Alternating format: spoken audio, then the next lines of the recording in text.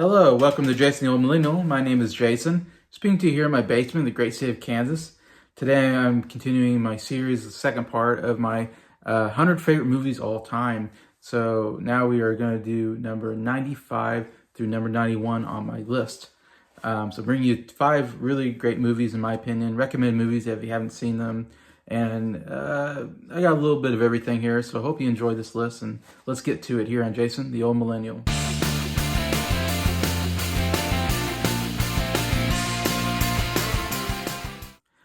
Hello, everybody. Hope everybody's doing well here on a Friday afternoon. I am feeling much better today. I think I'm kind of back to normal, which is good because I have to go back to work today. So hopefully everything goes well this weekend for that. But yeah, I'm glad to come back and bring you another list of some of my favorite movies of all time and get to plug some of my favorite movies and talk about maybe some even hidden gem movies you might not have seen before or heard before. And hopefully you'll check them out after my recommendation here. So we are still kind of towards the beginning of my list. So we are starting with number 95, my 95th favorite movie at this point when I made this list. And we are going with Dawn of the Planet of the Apes. I'm a fairly big fan of the Planet of the Apes. The original with Charlton Heston, I have that one as well.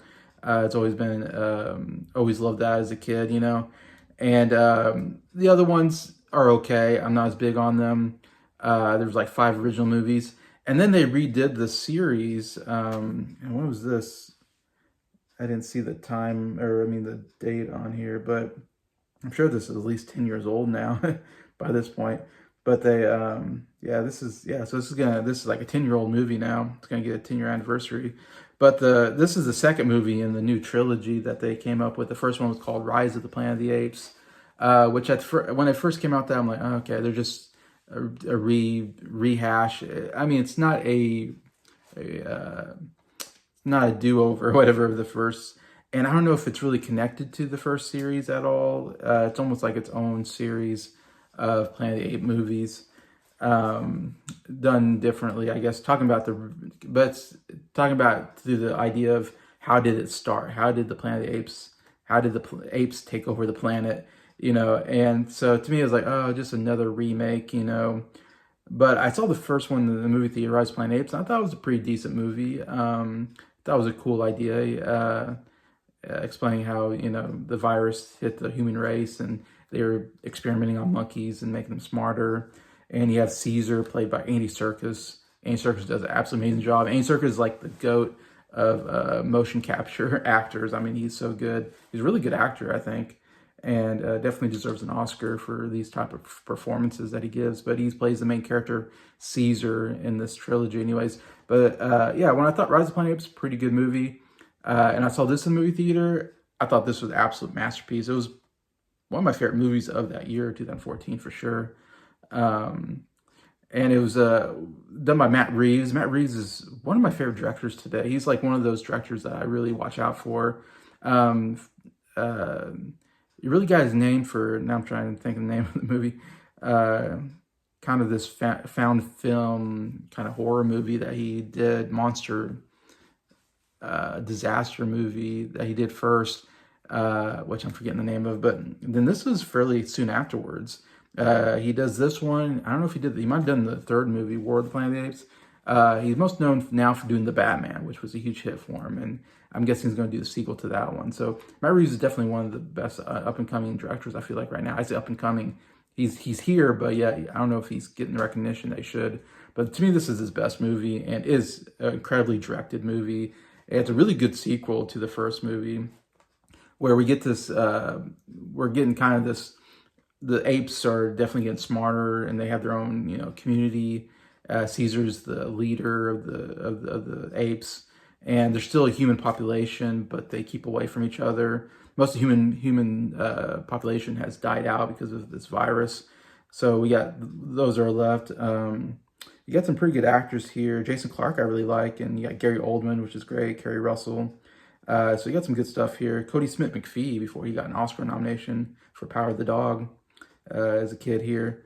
And also say Toby Kebbell, I think, is really good as Kobo, the kind of the evil monkey, evil ape in the movie. Kind of comes the spoiler alert. Kind of comes the villain of the movie. I think he does a really good job motion capture, acting, if you want to say. But man, the special effects are so good. I mean, the apes really feel like real apes. It's CGI'd apes, which I'm like, sometimes when they do too many CGI characters, I think, it looks too CGI'd. Not this movie. The apes really look like apes, and they really bring out the emotions. Like, they really did a lot with motion capture at this point, where you're really feeling, the facial features, the voice, everything, where I'm like getting emotional, like hearing this ape, talk about whatever. And I'm like, wow, how does this, CGI character bring out emotions in me so well, and I forget that it's a CGI character. It feels like a real ape, a real character, So CGI work amazing. I think set designs are absolutely amazing. There's a really great action sequence where the apes attack the human compound, and it is such a fun scene and directed so well. The great scene of the Koba, I think it is, on top of a horse with two machine guns shooting, and it's such a great image. And I love this shot of like this like tank or something like that, who the turret is like turning, and the camera's on the turret, so you just see the camera spinning around with the turret, and you see the action as it's spinning around. Really cool effect there. But also, I think story-wise, it's a great story, where Caesar's trying to, he wants the apes to be better than humans, and has this perfect society of apes. And his main rule is apes don't kill apes, because humans kill humans, but we're better than humans. We're not going to kill each other. But then by the end, you find out, no, apes are just as bad as the humans. And in a sense, they almost have like the sinful nature that, that humans have. So they can't get away from it. And that, him and Caesar having to recognize that he can't build a perfect society as he thought he could with the apes. Apes aren't any better than humans, in a sense anyway. So yeah, I think story-wise, really great. Special effects, action. It is a really fun movie, really well done. Dawn of the Planet of the Apes. One of my favorite of the series. All right, so number 94. Be surprised, maybe you might feel this is low on my list, because I love this series, but one of them has to go towards the bottom, and that is John Wick, the first John Wick movie with Keanu Reeves, here at number 94. If you heard me on the channel, I absolutely love the John Wick series, except for John Wick 4, I was not a fan of, but 1 through 3, I think, is like the greatest action movie franchise of all time, in my opinion. Keanu Reeves is just absolutely amazing as this John Wick character, and it brings that, it's a trope that's been done before, I suppose, and it's kind of part of that, older, actor. Though he was like 50 when he did this, but still, it's like we were doing a lot of these movies with like Taken, Equalizer with Denzel Washington. Liam Neeson was doing all these kind of movies. Even, you can look at Tom Cruise was in his 50s doing Mission Impossible movies. So it's kind of incredible, these actors in their 50s and above, putting out some of the best action movies of the time period. I mean, Bruce Willis was doing a lot of stuff like this with Reds and Live Free and Die Hard. I believe it's called. Yeah. So, I mean, absolutely incredible stuff, short. I'm still thinking of stuff. Stallone was doing Expendables at this time. So it was really cool seeing these older actors just really kill it in the action. And this is the best of the series, I think. I mean, best of all. Well, maybe not the best. I like Taken a lot too. But it's one of the best of actors in their 50s, still killing it. And man, it is so well directed. I think it helps that the two directors were once like stunt coordinators. So the stunt fight and the stunt work is absolutely fantastic. The action is some of the best action I've ever seen in a movie, and really started something, I don't know, really was a game changer in action, I would say. The style of action where Keanu Reeves, you have to give him so much credit because he really worked hard to do this role. he spent many hours learning. I don't know what you want to call it. I forget, jiu-jitsu, I think. And the ground fighting, and also a lot of working with a gun and different kind of guns, and also with stunt car driving. He does a lot of his own car driving, and the whole idea is you want Keanu Reeves in as many scenes as possible and not have a stunt double in there. So it always helps when you can see the actor's face and go, wow, that's actually the actor. Sometimes you watch a movie and you just see the back of the head and you go, okay, that's a stunt guy. It's not the real actor, taking doing all the hard stuff. So I think it helps the scene because you don't have to cut. You can just, what makes an action scene great to me is a long shot and no cuts. So you can see everything. There's no tricks.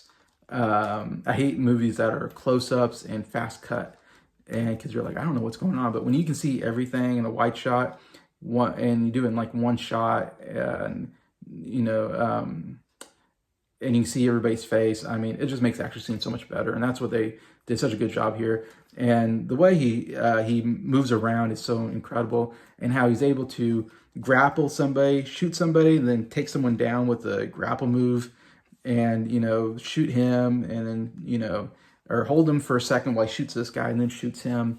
I mean, it's gun fu, I think they call it, and it's so cool to watch, and such an interesting way to do it. And it's like I said, it's one of those tropes of here's a guy who's retired. He's used to be this big, dangerous hitman, but now he's retired, but something brings him back. And that's the whole point. It's like John Wick is like he's the boogeyman, as they call him. He's the most dangerous guy in the world, kind of in the underground assassin world.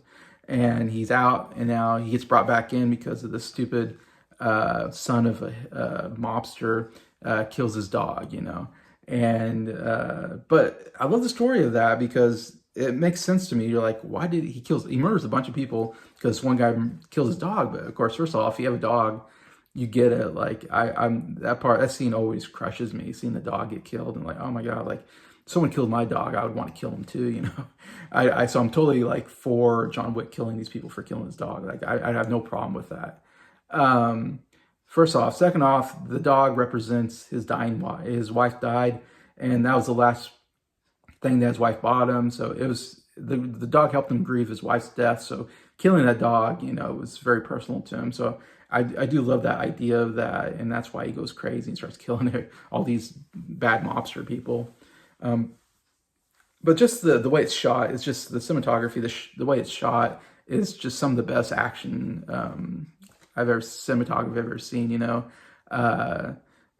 Like so many great scenes. But I love when they first the Russian mobster, the head guy, kind of tells his son about the boogeyman, Baba Yaga, and as he's explaining the story of John Wick, we see John Wick slow motion walk down to his basement, use a sledgehammer to break the floor, and then he takes out this box, puts on the black suit, or he takes a shower, and he has all these tattoos on his back, puts on the black suit, which is so cool, all black suit with his black hair and beard, and his, he grabs the guns and stuff like that, and then by the time he ends the story, he gets attacked by this, force, by the mobster or whatever, and he takes all of them out, and it's done so well, and how he shoots everybody in the head like twice, like it's one of those things where it's like he makes sure that everybody's dead, and a lot of creative kills as well throughout the movie. But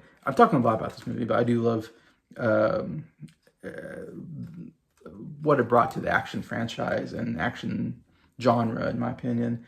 The only reason why it's this low on my list, is because I feel like at one point it feels like the movie should have ended, and then they had extra stuff happen at the end, where I was like, okay, I didn't need the last like 10, 15 minutes of the movie or 20 minutes of the movie. It felt like it should have ended at one point.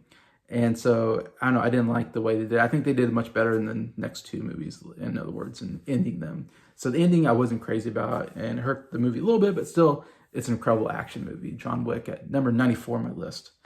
At number 93, I told you I'm going to have a lot of MCU movies on here. So here's the second MCU movie. I had Avengers 2 Age of Ultron already on the list. And here's my next one, and that is Guardians of the Galaxy. One of my favorite of the MCU. In fact, the other day I just talked about Guardians of the Galaxy Volume 2 on Anthony Perez's channel. We talked about this, about the second movie, but this movie, man, this came out in 2014, so it's a 10-year anniversary here. But this is such a groundbreaking movie in the MCU, I felt like. Because he took this Guardians, I never heard of Guardians of the Galaxy. Evidently, it's a comic book series I never knew about.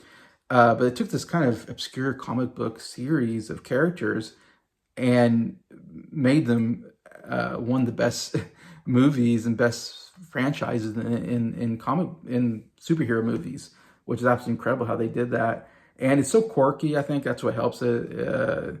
It's so colorful. All the aliens have different colored skin, and somehow all the color scheme, the set designs, the makeup work is absolutely amazing. All that kind of played into like, this is something different. It's really fun. James Gunn, first kind of big budget movie that he did, and he totally nailed it. He has a great, I think he probably wrote it too as well.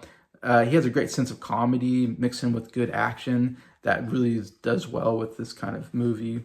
And you got a good cast here as well. And I love the how we meet the different characters and then we get them together and we make a team. I like those kind of movies. Like, that's why I love the Avenger movies. I love the X-Men movies.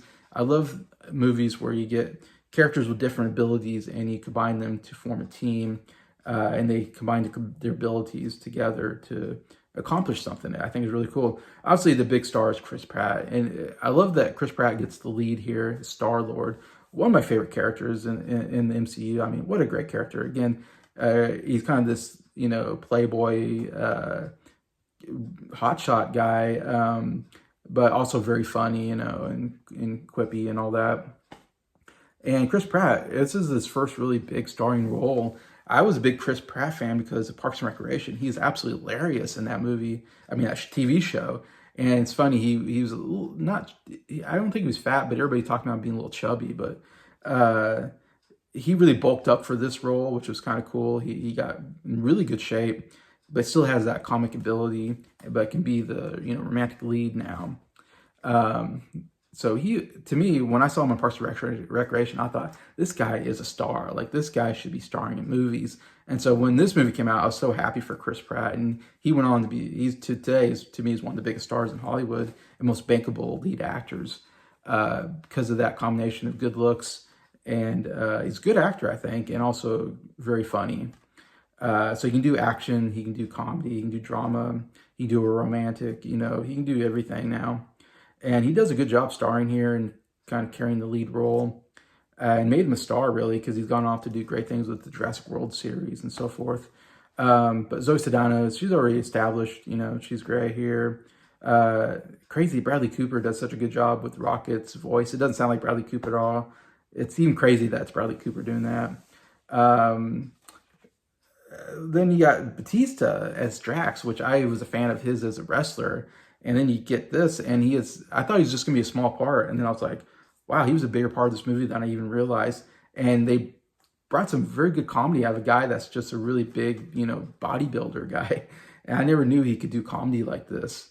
And he's gone off to do such great work with the rest of the Guardians franchise and other movies like Knock on the Cabin lately. I thought was a really good performance.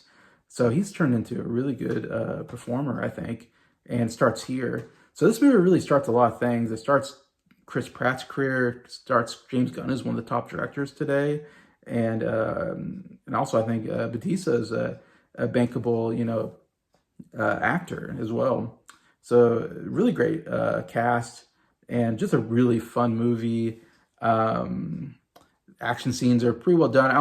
I didn't like the climatic scene as well or the villain as well, but I love the whole build up to that. And the jail breakout scene is, to me, one of the greatest scenes in the MCU. It's such a fun scene anyways. But yeah, if you want a fun action movie, I mean, I love fun action movies, so that's why it's on my list. That's why this is here at number 93, Guardians of the Galaxy. All right, we're going to go to a serious movie now. Going from that to a very, very serious movie at number 92, and that is Judgment at Nuremberg, which you maybe not have ever heard of or seen. It's a little more obscure movie, I feel like, on my list. I say that. I mean, it was nominated for Best Picture and it won a Best Actor for a guy you might not know named Maximilian Maximilian Schell, who was a German actor who's actually like the fifth billed actor in this movie, and he won Best Actor. But this is an incredible cast, incredible act, some of the best acting I've ever seen in a movie. That's why it's in my top 100. It's a movie that I always really enjoyed since the first day I saw it. It came out, I think, 61. Yeah, it came out in 1961. And it's a courtroom drama, and I love courtroom dramas. If you want to know one thing about me is I'm a sucker for a good courtroom drama. I love lawyers going at it and the judge and, the yelling back and forth. It's great. And this has one of the best casts of all time. Spencer Tracy, he's a bit older here as the main judge, kind of the main character, really, of the movie. Burt Lancaster, he's funny. He's silent for most of the movie, and then he has this one scene where he has this he's on the witness stand, kind of, or whatever you want to call it, and he has this incredible, where it's just him for, it feels like 10 minutes straight, just dialogue, and it's so good. I should say this movie is kind of based on true story of after World War II, they put these Nazi judges on trial, like a tribunal trial. It's not like a regular trial. It's like a military type trial, whatever. I forget what they call it. So they have three judges. They don't have a jury. They just have three judges, and they have these Nazi judges that are on trial for, Nazi crimes, basically. Anyways, and so they have a defendant, lawyer, and a prosecutor, which is a military guy, and they're bringing witnesses and trying to prove that, should they, and it's an very interesting conflict or story of, what do you do with, obviously the Hitlers, the Goebbels, this is the head up Nazi guys obviously should die. They're absolutely evil, horrible, and those who carried out the atrocities. But what about the people that stood back and watched it happen and didn't do anything to fight back against the Nazis, or, they carried out the Nazi plans? Should they be held responsible?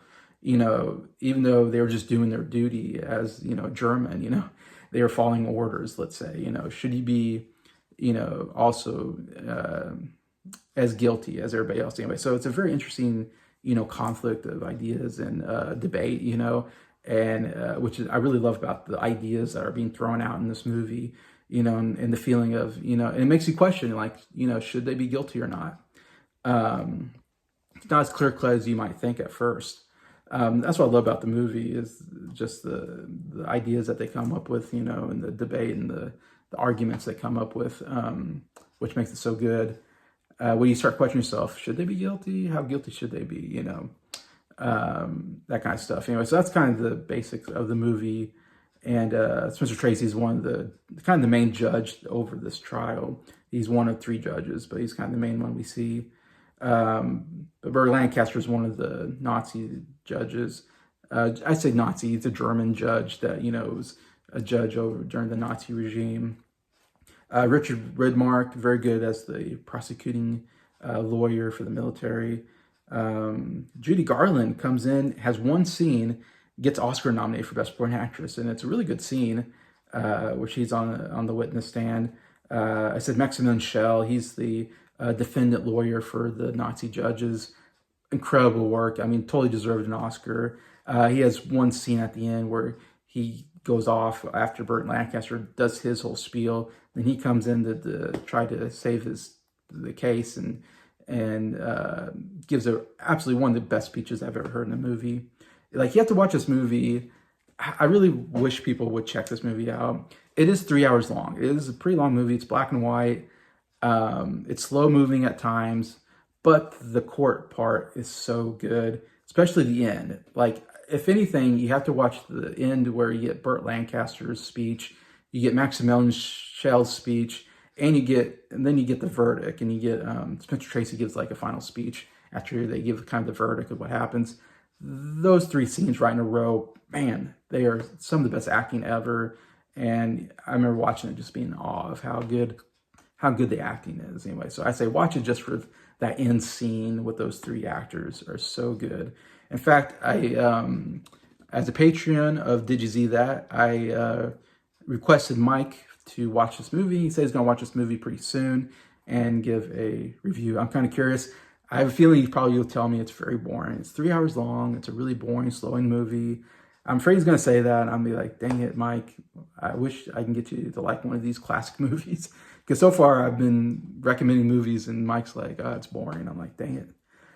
So hopefully he'll at least find some goodness in this.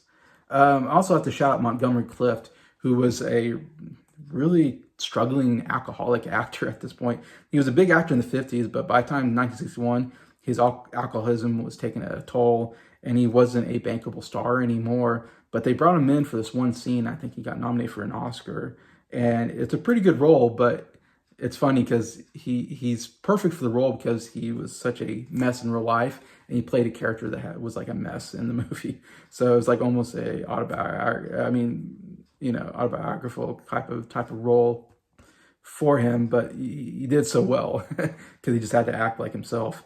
Anyways, but yeah, just to say, incredible courtroom. If you like courtroom dramas, God, check this out, Judgement, Nuremberg.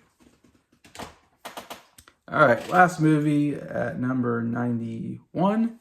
I'm gonna go back to a comedy, one of my favorite comedies of all time, and that is Tommy Boy with Chris Farley and David Spade. I got the really cool steelbook here. I was excited to get it. Love steelbooks. I saw this in the movie theater, I think in 95 it was. So this is almost 30 years old as well. I was a huge Chris Farley fan and David Spade as well. I was a big Saturday Night Live fan at this time, and this was like the greatest era of Saturday Night Live in my opinion. Chris Farley to me is the funniest actor to ever be on Saturday Night Live. I mean, he was just oozing with hilarity. Every time he was on stage, his the way he just moved made you laugh. And this was like the first big starring movie for Chris Farley to see. He had some supporting roles in some other movies like Wayne's World and Wayne's World 2 and all this. And this was the first time it's like, okay, we're going to give you the lead. And he took it and just ran with it and just absolutely nailed it. I always thought he would be a star. And so happy he got it's his first movie, and it's his best starring movie as well. He unfortunately never was able to really capture the magic of this, and then he died at age 33. He died too young. I think there's so much greatness still left to be had of Chris Farley. It's very sad. I also want to recommend this book that I have, The Chris Farley Show. Really awesome book about Chris Farley, told by people that knew Chris Farley. And it's all interviews with people family and friends and all this, people that worked with him. Very sad, tragic story of Chris Farley. I mean, what incredible talent. But yeah, this is such a fun movie with Chris Farley and David Spade, who worked with him on Saturday Night Live, and they're one of the best comedy duos of all time. And they only did 2 movies together. Like, man, if they could have done more movies together, to me, they'd be up there with some of the best comedy duos. And it's again, what I love about Chris Farley is he's got the physical comedy part. Obviously, he's so funny. He makes you laugh so easily. But he also brings some heart to the role too, and he's very likable. He's such a likable. He's dumb. The whole point is he's fat and he's dumb. It's the kind of role that he always played. He was kind of born to play that kind of role. That's what made him so funny. He did that on pretty much every movie, and he did that on Saturday Night Live. That was his whole thing. I'm fat and I'm dumb. But he also is so likable, and he actually does some pretty good performances here during some of the more tragic scenes, like his father's death and all that. That I think he could have been more of an actor if he would have lived longer. Besides being just a silly, slapstick physical comedian as he was. But yeah, I love this movie. So many great. It's hard to talk about comedy without going, man, there's just so many great comedic scenes here that some of it improvised, you can tell. Fat man in a little coat, kind of stuff. The deer scene, as you see there, they hit a deer and they pick it up, and it's still alive, but yeah, it just works so well, the story, and how like these two people who don't get along at all, and again, they work so well together, because David Spade's very unlikable. He's the skinny guy who's very unlikable, very snarky, very sarcastic. And but then they become good friends at the end, so it's a good It's a great, what do you call it, comedy road trip movie. If you like those kind of movies, this is so good. Yeah, definitely if you haven't checked it out, check out Tommy Boy. One of the great comedies of all time, in my opinion. So that's what I got here at 91. So that's my 5 movies for this time period. Hopefully you liked some of these suggestions. If you haven't seen them, I hope you check them out. Please let me know in the comments if you've seen these or what you think about them. Love to read them. Besides that, thank you for watching this video. Thank you for liking it. And thank you to all my subscribers for supporting the channel. Appreciate it all.